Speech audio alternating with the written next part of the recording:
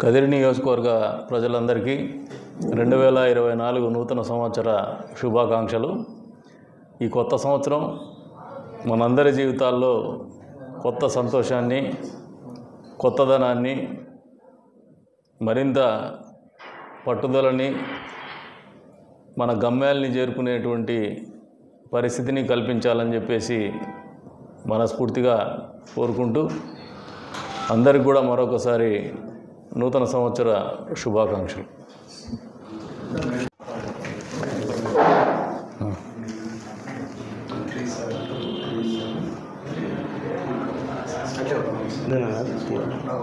ఇస్తాను లేదా రైట్.